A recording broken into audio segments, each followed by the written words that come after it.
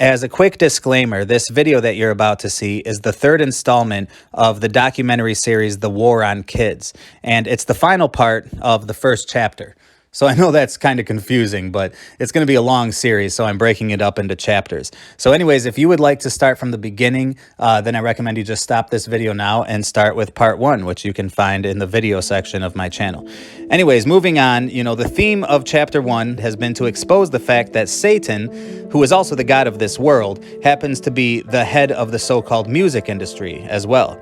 And by this point in the series, I hope to have convinced you that the music industry and the entertainment industry at large is practically just a domestic weapon of mass psychological warfare, to put it poetically and also to put it bluntly. And even worse, much of it is deliberately designed to corrupt man's faith in God, man's faith in the Christian God, and in the Bible specifically. And when it comes to the modern music industry, that has so many blatant examples of Satanism on display, many of which we've gone over in previous portions of this video series. But you may be wondering at this point why there doesn't seem to be a serious outcry, or backlash from the public with all this stuff. Because to a sensible person, it does seem baffling to consider that such an outright demonic source of influence could be praised and celebrated in the streets, let alone promoted to children or even target marketed to the youth demographic specifically. Yet that's the reality of what's going on around us, and everybody knows that it's true, but there doesn't seem to be any pushback about it. And so you might be wondering, where's the public outcry? But did you know that there was a time when Christians and good parents in America actually attempted to confront and to stand up to the growing influence of Satanism in our culture? Between the 1980s and 90s, there were a few national events which drew public attention to the reality and to the prominence of satanic cults in high places.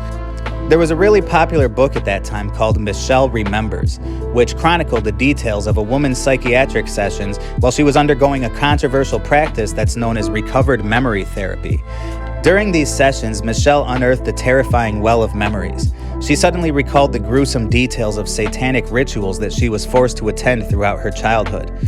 Her memories included being present to human sacrifices and abortions and sexual and physical abuse against her and others, as well as the desecration of corpses, and that's just to name a few. And those are some pretty tame examples, by the way.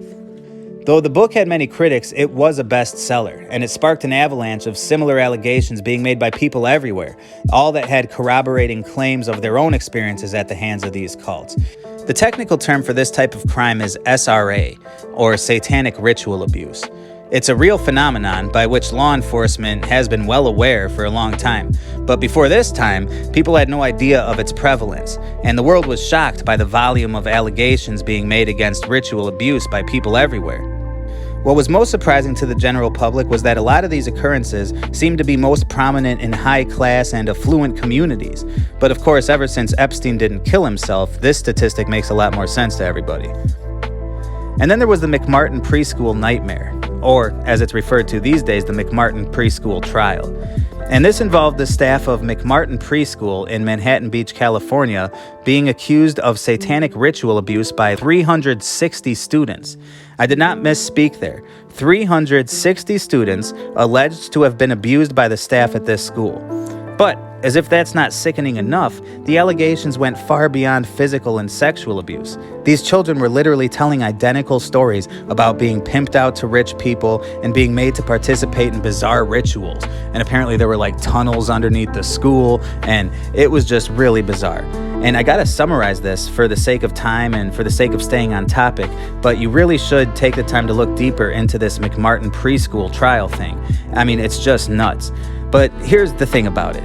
It was the longest running and most expensive trial in American history, and yet nobody knows about it. We all remember O.J. Simpson's trial, but not the McMartin preschool trial. Similarly, we also don't remember the Franklin scandal, as it's called, which was another bombshell revelation from the late 1980s. This one incriminated politicians and bankers and other elite figures, but it also had connections to Satanism, like the McMartin thing. But once again, it went under the media's radar as they focused on whatever was going on with the celebrities and with the rock stars. And sadly, things haven't changed when it comes to this tactic, I mean, even as I record this, every outlet of the mainstream media is reporting on the divorce trial of two celebrities that are getting divorced. But meanwhile, there was a total media blackout concerning the Ghislaine Maxwell trial, who was Jeffrey Epstein's pimp, but whatever, I just had to throw that in there. But anyways, as all these big cases continued unfolding throughout the late 1980s and the early 1990s, society began to revolt against Satanism and actually began to revolt against, the satanic symbolism that was popping up everywhere. And the prevalence of all these horrible events in the news that were associated with Satanism caused a rightful stir in Americans at that time. And many people were amazed to discover that many of their favorite entertainment icons were associated with the occult, and churches were encouraging their congregations to destroy their rock and roll tapes and CDs, and there was a little revival going on against Satanism and against its influence in our culture. And it would seem that people were finally kind of drawing their line in the sand. But as the church rallied against the growing influence of Satanism, in our culture, the rest of society embraced it. And while the old classic rock bands and the popular celebrities from the hippie era were all coming under fire for their occultic associations, there was a new trend emerging, one where Satanism was just explicitly celebrated, just blatantly, just in its face. Because after all, rock and roll was always about rebellion, right? It was always about, if it's too loud, then you're too old, right? It just kept getting louder and faster and faster and louder, till eventually singing just turned into screaming, and it just turned into a competition over who could be more extreme and intense. And what could be more rebellious, by the way, than to represent Lucifer himself, the original rebel? And all these admittedly and outspoken satanic bands started rolling out to mainstream audiences. In fact, Satanism became so normalized within metal that most kids associated the pentagram symbol just with metal music. And over the course of a decade or so, this blatant satanic stuff became more and more commonplace until it eventually permeated the entire music industry. And it became pop. And it got to the point that the majority of your top 40 radio hits all had some hint of occulticism or Satanism in it. So needless to say, the spontaneous popularity of this pro-satanic music, and pro-satanic trends in the youth culture was alarming. And for a time, it was fiercely opposed. But the opponents of this agenda had more than music to contend with. See, Satanism was cool now. It was pop culture. It was in the comic books, it was in the video games, movies, t-shirts, cartoons. It was everywhere. And eventually we went back to nobody really being afraid of Satanism anymore. We just went back there again because our entertainment was so saturated in it, that we were just sort of desensitized to Satanism. And once again, the notion of Satanism being a threat was relegated to the rank of conspiracy theory. It didn't take long before the public just stopped talking about all the high-profile crime cases that implicated Satanism. And soon, the media would mock and ridicule all the solid evidence of SRA that captivated the nation just a decade prior. They began to refer to the entire period of time as the, quote, satanic panic. Can you imagine that? That's what they called it. It was all just turned into a joke, the satanic panic, And that's how they regard it today. That's how the world refers to a Christian revival against evil, the satanic panic. And so once again, I'll remind you about the McMartin preschool trial. It was the longest running and most expensive trial in American history, and yet nobody's heard of it. And then when you try to research it, you can't get 2 paragraphs into the article without being thoroughly reminded that whatever you're about to read has been debunked, redacted, fact-checked, and just discredited all around. And it's the same case with nearly every event since then, which implicates Satanism and which comes under public scrutiny. Satanic panic. That's all you got to say. It's just a blanket term to immediately discredit anything that could potentially reveal the reality that these satanic cults are very real and their influence on society is huge. Look for yourself and you'll see what I mean. But anyways, the point is that after a few decades of Satanism being trivialized, in entertainment, the social majority now has an attitude of indifference towards Satanism. But the problem is that Satan is not indifferent towards us. He roams about like a roaring lion, seeking whom he may devour. Of course, we didn't just fall into this hellhole overnight, you know.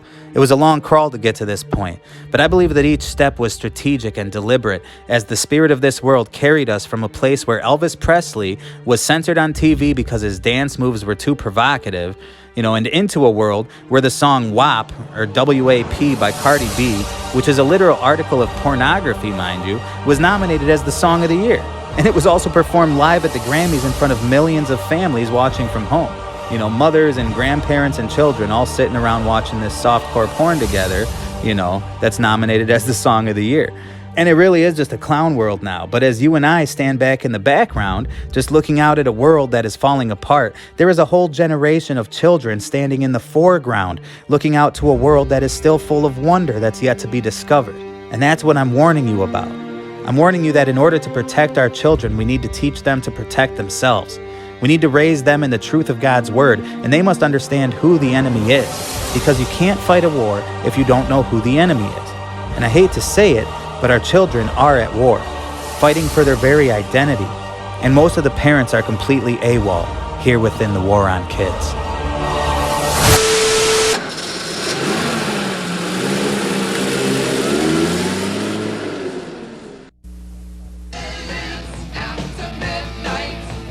Judas Priest explode into the Capitol Center this Saturday.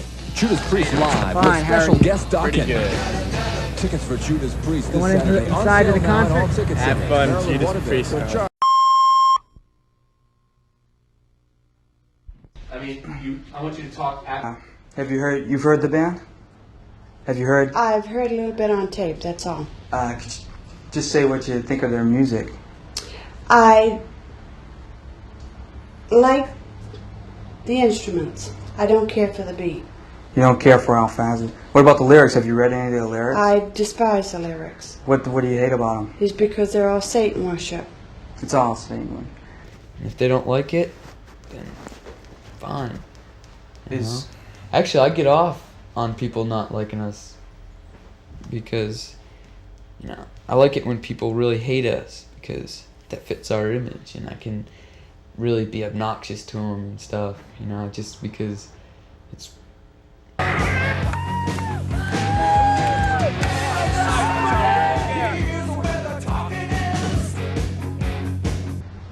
I don't know if it's a ritual or if it's just the beat. I don't know if it's the words or if it's the beat that he likes.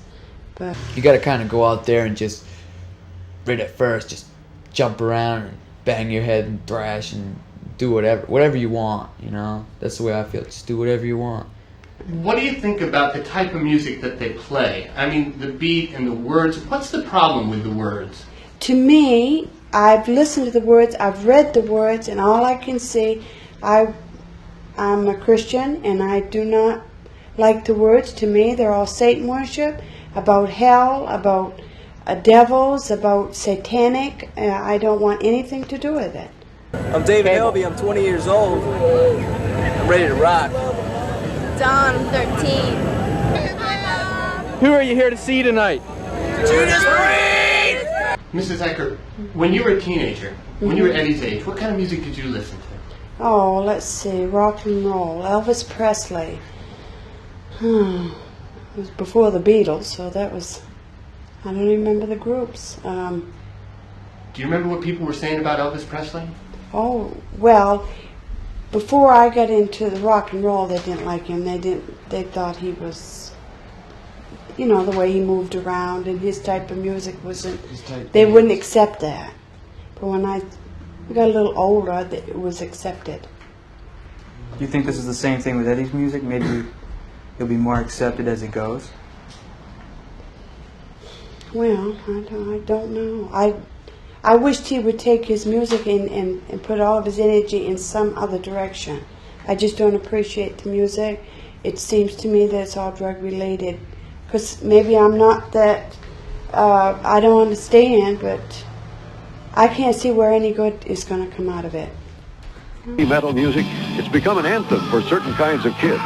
Who are they? Are they misunderstood? If anything's on my mind, I just go and sit in my room and play some music. There has been violence at heavy metal concerts, and stage diving looks lethal for parents who don't understand it. People are saying that we're a negative influence. We let the kids explain it. Storm Phillips reports the children of heavy metal. So you guys like Priest, right? Yeah. All right. How about Dokken? How's anybody feel about Dokken! Metal would not be what it is today. Are they really about the best?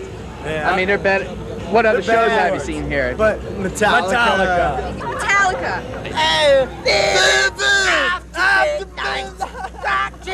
To the dawn. How do you think people perceive you? The image you project. When they look at Ed, who do they see? Probably a punk. You know, somebody who's bad, somebody who trips acid every day, you know, takes a lot of drugs. But I don't, you know. How'd you get into hardcore? Dan, or Damien, whatever, kind of exposed me to it. Terror at your door, see no more. This is killing murder, it's further desire to set the fire. One life, take a life, give a life, kamikaze. Terror at your door, save no more. Since it's killing murder, since further desire to start the fire. One life, give a life, take a life, kamikaze, destroy. Girls and boys with great joy, send body bags. That's... What's it mean? Well, it means, you know, self-inflicting death, you know? Doing things, like that verse right there means, it means, you know, terrorists, you know? Killing other people. Talk about the generation gap a little bit. How old are you? 21. 19. What can I say? What do you guys think you're young or a little old to be here? Look at these other two brothers, man. We've been coming up Priest every year. Younger crowd now. It used to be an older crowd. This is the sixth time I've seen the Priest. Oh yeah? It's probably the first time, most of it, you know. Yeah. There you go. Oh, let's see. It's just the words. It's power. Give the devil power. And it's nothing to do with God or anything like that. It was just praising the devil, giving him the glory, and I just don't care for that. It was all things that I didn't like, you know, the killing, the how they treated children and the blood and all that. I just didn't care for it. Just jump around, and bang my head, thrash, move around. If I feel like it, just fall down on the ground and spaz out. You know? Just whatever. Alright, what's your name? Graham, man, like Graham and dirt and shit. Yeah. One last question I have for you. Do you think that he has a price to pay in terms of God and so on and so forth for this kind of music? Oh, definitely. If you read the Bible, if you read the scriptures, definitely. In what way? Well, if you know, it says either you're for me or you're against me. That's what the Bible said. And if you're against me, he says, I'll spew you out of my mouth. And there's going to be a time when the Lord comes, and if Eddie's not ready, he's going to go to a place that he doesn't want to go. He's not serving God. He's far from serving God. He knows the Bible. Eddie does. And even though he may not be doing anything wrong, he's not doing what God wants him to do. All I can say is that I'm not doing this to...